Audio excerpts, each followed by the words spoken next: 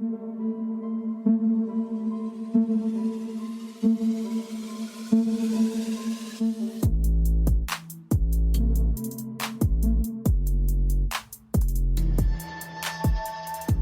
up, everyone? Welcome to the podcast. I'm your host, Isaiah Copon.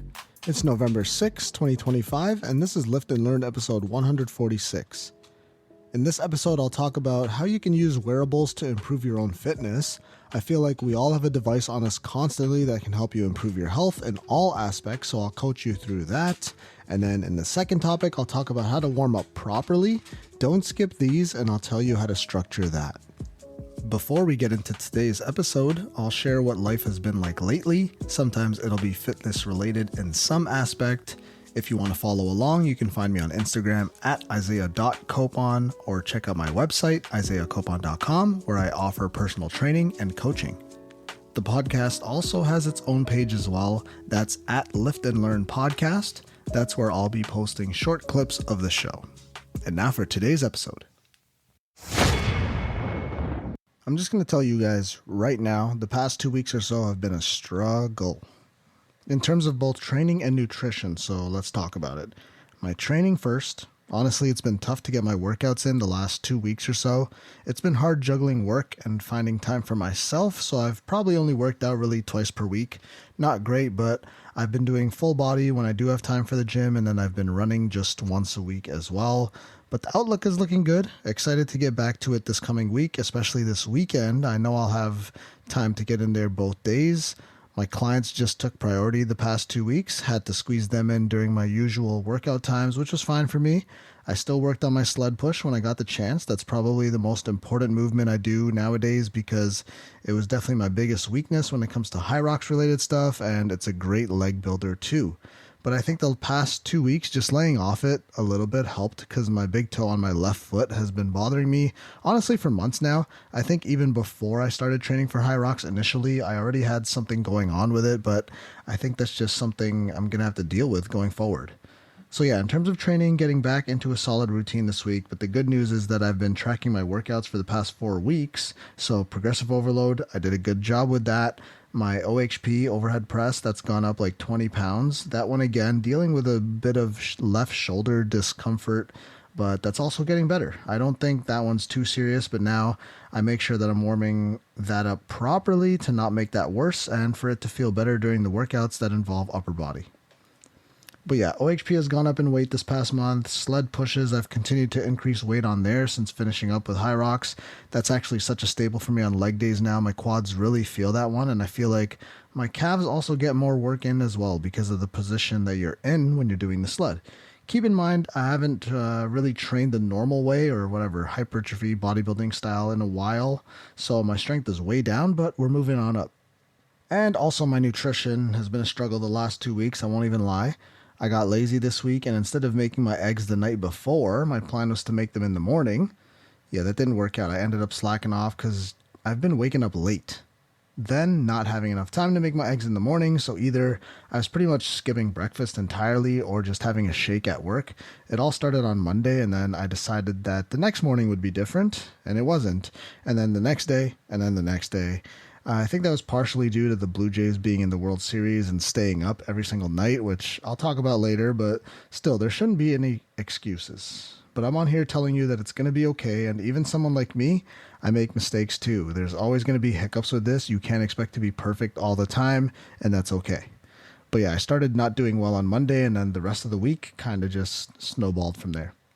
In a related topic though, as I continue my journey on this slight bulk for the next few weeks, Nutrition November is underway, okay? So check out my Instagram. I'll be posting like one recipe, maybe 2 recipes every week that you could use as meal prep or maybe just one meal, but it'll give you an idea on how to spice up your own meals. And they're going to be high in protein, obviously. This week on Instagram, I posted the way you can dress up like your chicken breast. That one was inspired a few months ago when I ate at Poulet Rouge and figured that I could easily make this at home, and it's pretty simple to make, really. Cook some chicken breast and quinoa, that's the base that I've been using, and then you basically just add your own sauce if you want and other toppings. I kept it pretty simple. Some tomatoes, cucumbers, other greens, avocado, and then I just tossed some hummus, tzatziki, and feta cheese on top. Because I'm bulking, I added some pita crisps on top, which, I mean, that was really good. I actually added a well-needed crisp to the meal.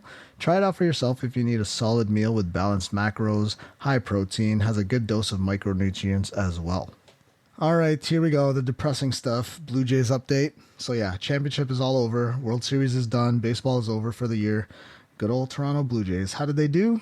You probably already know, but I do have some notes here. So let's just reminisce a little bit on the good times and maybe not so good times.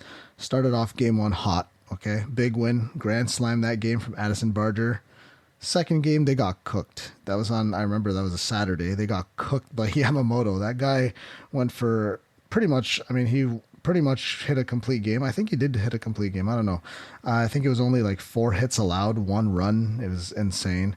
Yeah, that Dodgers pitcher, absolutely worth the money. I think he was offered $200 million before he was even throwing in the MLB. He was just scouted to be that good, and he backed it up.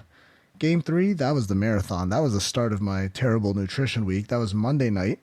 I just remember having work at 5 a.m. the next morning, and the game went till nearly 3 a.m. It went 18 innings, and I survived until around 1:45. Made it to the 16th inning, and then I had to wake up to the news that they lost that one. Brutal. Especially considering the amount of chances the Jays had to end it. Just base running errors. They took risks. In hindsight, not the greatest, but they were trying to win the game, and it just didn't work out for them. Freddie Freeman hit the walk-off homer that day. I think it was like 2:45 in the morning or something. Game 4, Blue Jays won. They put the pressure on Shohei Ohtani, who was pitching that game. Guerrero hit a 2-run home run.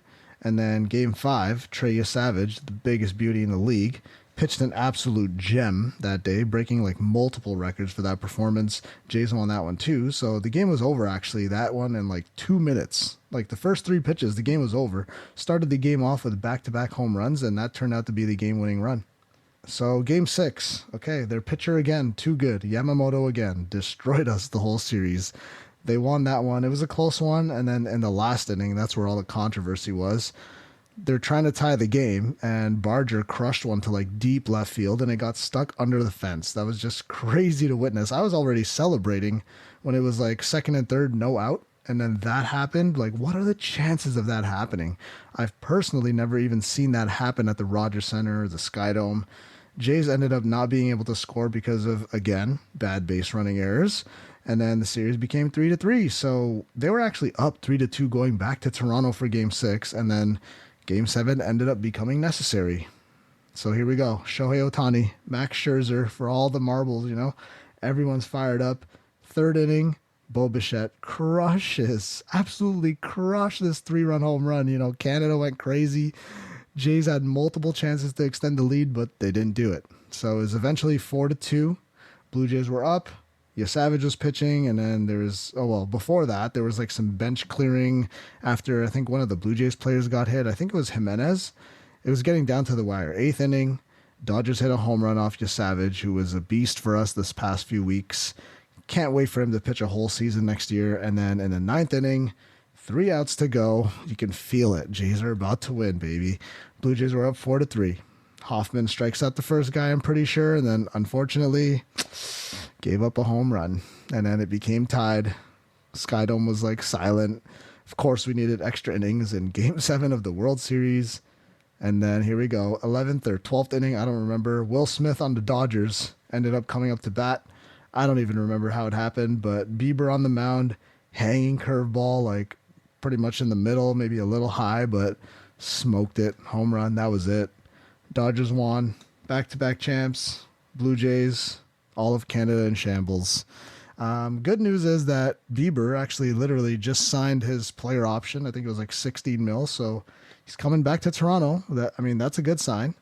And that wasn't even the worst baseball loss I've witnessed in my life, believe it or not.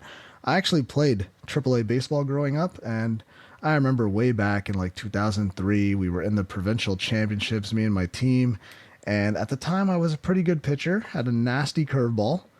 The thing is, at that age, you shouldn't be throwing pitches like that because your shoulder isn't fully developed yet. And the motion that you have to do when you're throwing a curveball, yeah, your shoulder does not like that too much.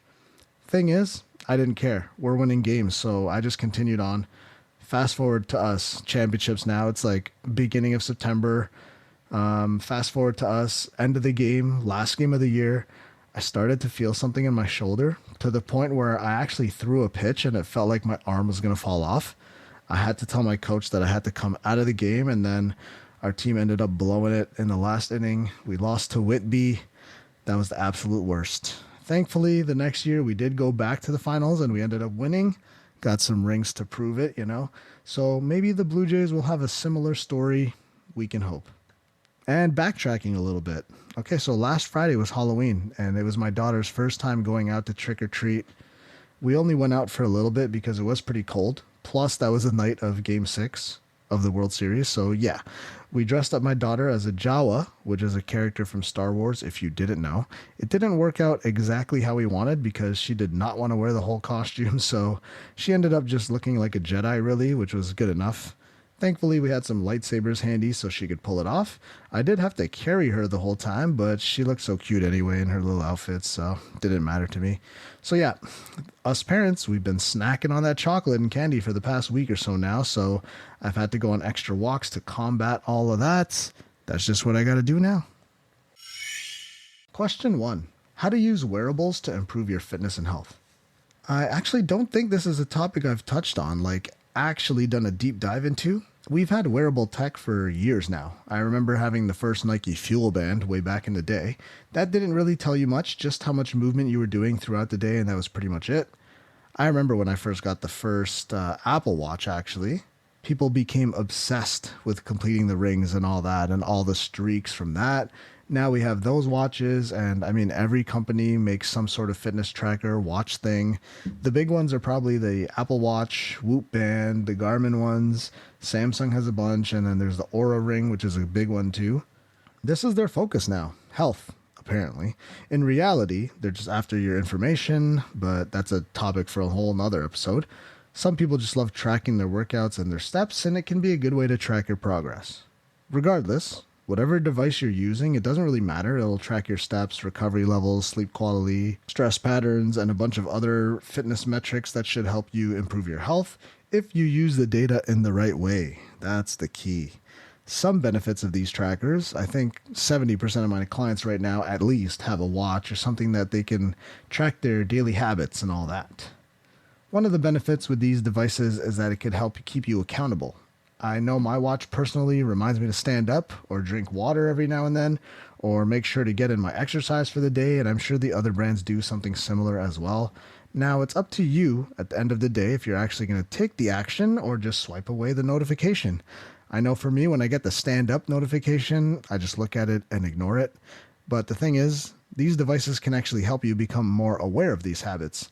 For me, the stand-up notification is not that big of a deal because I work on my feet all day. I move enough as it is. For me, that's not an issue.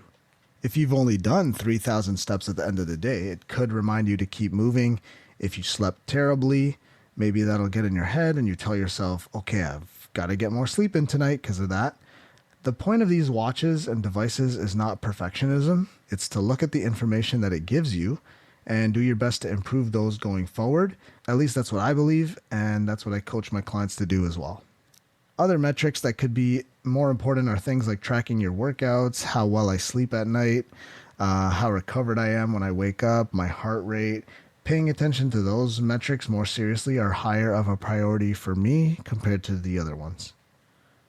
I think the main key is to not get too obsessed with what the devices say. It's about the patterns and habits, not just about always hitting those goals or completing those rings or whatever. The main metrics to focus on, I think, are HRV, which is heart rate variability. This breaks down your stress, readiness for activity, and how well you're recovering. Resting heart rate is a pretty good one as well. Generally speaking, you want that to be as low as possible. This is a pretty good sign of how your cardio or heart health is doing. Sleep quality, of course, that's a good one. That might be one of the most important ones. I know it is for me. You want to pay attention to your deep sleep and your REM sleep as well.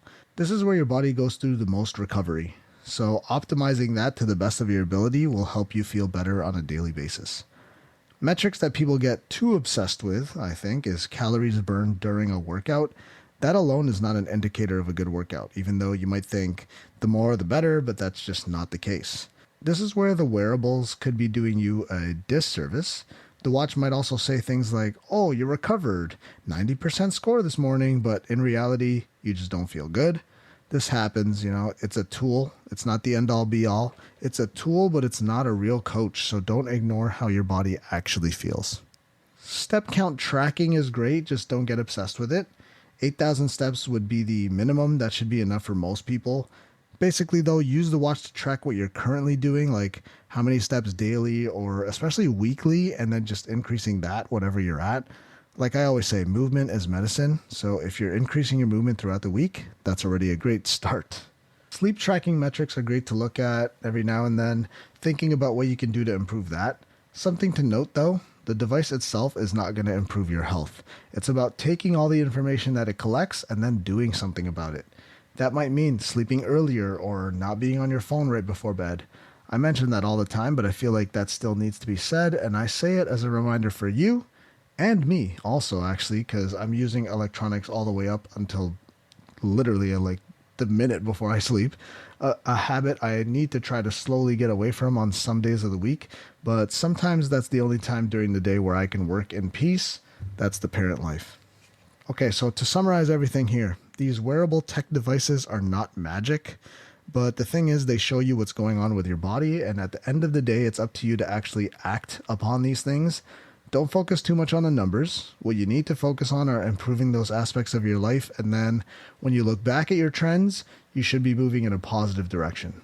The tech could help you make better decisions at night to get a better night of sleep, could help keep you accountable when it comes to moving enough throughout the day.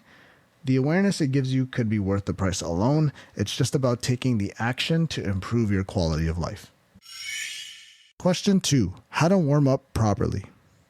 So I felt the need to talk about this on this week's episode just because one of my clients this week was about 50 minutes late and was like, let's skip the warm-up today. So I had to remind him that the warm-up is actually crucial to the workout. The most important thing about the warm-up is to just not skip it. You need to warm up to get your body ramped up to even do the physical activity at hand. The first thing I want to just say and get it out of the way is that you don't want to hold static stretches for too long, and don't do them too intensely before the workout. This could increase the risk of injury slightly and has been shown to also reduce strength and power output slightly as well. Everyone's warm-up should be slightly different. We all have different aches and pains or areas where your mobility is limited compared to other people. For me specifically, I have to spend extra time working on my left shoulder. I have a bunch of clients currently who deal with knee pain, so we'll have to do some movements like step downs, some banded walks possibly, maybe even some tibialis anterior raises if needed. It depends on the person and how their body reacts to the movement. Yes, you should be warming up the whole body, but after that, there should be some targeted warm-ups you should do as well, depending on your mobility. Yeah, that's important, but also depending on what muscles you're working that day. The warm-up itself isn't just for getting blood flowing throughout the body. Although that is important, it's also about priming your body for the exercises at hand. So to warm up properly, I would typically do something easy on the treadmill or whatever piece of cardio equipment you choose. Something easy that you could do for 3 to 5 minutes. That's just to get your heart rate and body temperature up a little bit. This helps loosen you up and get focused for the task at hand. And then after that, I like to do a full body dynamic stretch routine. Think about movements like arm circles, rotations at the hip, maybe some high knee marches, butt kicks, banded lateral walks of some sort, maybe glute bridges, active 90-90s. There's lots of movements that'll help with your routine. You just need to figure out a routine that works for you.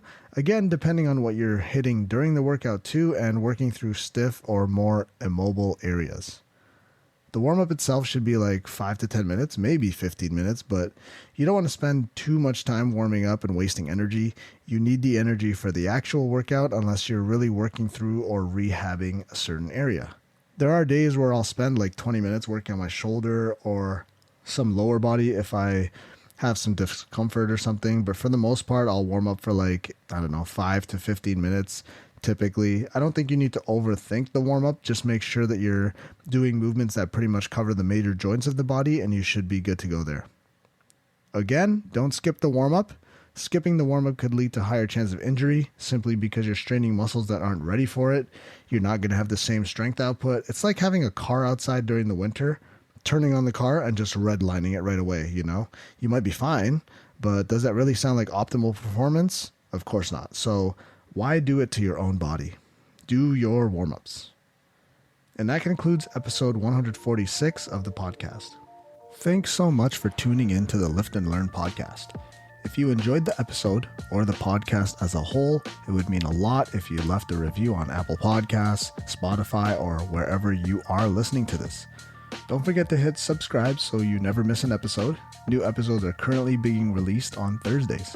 You can find me, your host, on Instagram at isaiah.copon or visit my website at isaiah.com. If you want to follow the podcast itself, head over to Instagram and look up at Lift and Learn Podcast. Thanks again for listening. See you next time. Free audio post-production by alphonic.com.